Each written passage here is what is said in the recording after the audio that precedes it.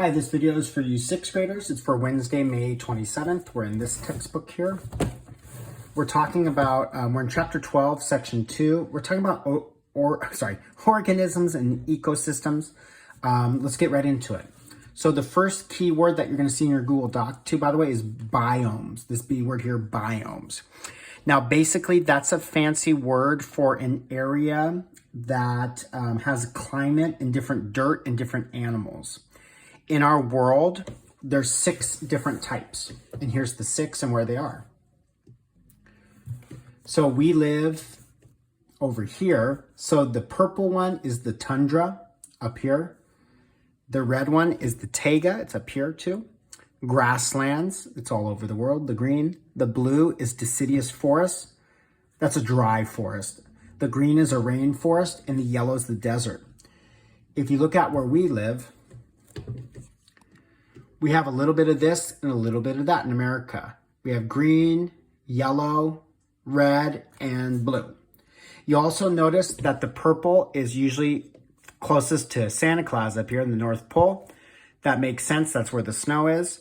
And usually in the middle of the earth, you'll find the yellow or the deserts. That makes sense, that's where the hottest part. And this is where the rainforest is in Brazil, so that makes sense too. So let me go over, one of the questions is gonna ask, what are the 6 types of biomes?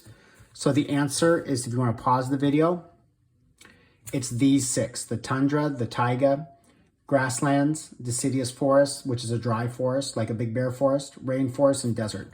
That's the answer to the 6 types, if you wanna pause it there. Okay, let's keep going. So in California, we have, this is another Google Doc question here. We have basically, we have very diverse biomes, but we have the major types of biomes, I'm getting this right here, is we have the deciduous forest, the desert, and the grasslands.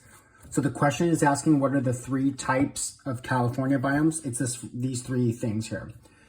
The deciduous forest, 1, the desert, 2, and the grasslands, 3. Now on this page, and you have a copy of it too, this gives you a more descriptive about each of the biomes.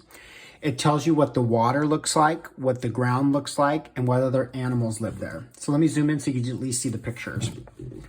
Okay, so this, where the polar bears are, is the tundra. I think those might be reindeer, these right here.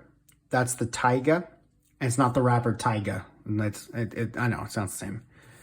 This one here is the deciduous forest. Can you see that better? There we go. This one is the rainforest. This one is the desert. I'm sorry, grassland. And this one's the desert. Okay, we just have 2 more pages here. Another question is this N word here, niche. It's going to ask you about habitat and niche. So basically, everything that's alive has a niche, and you do too, actually.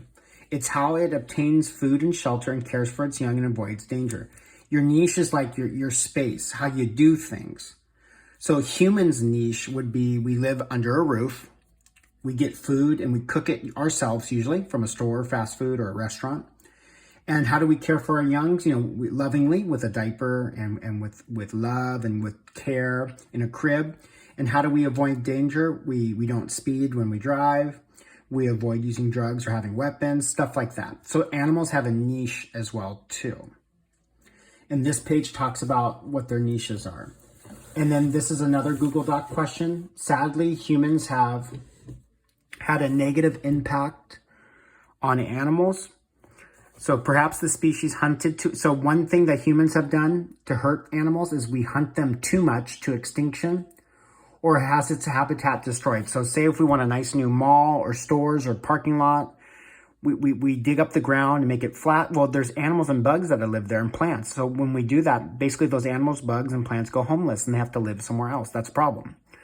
Now, doing that a little bit's fine, but doing that everywhere is not a good idea.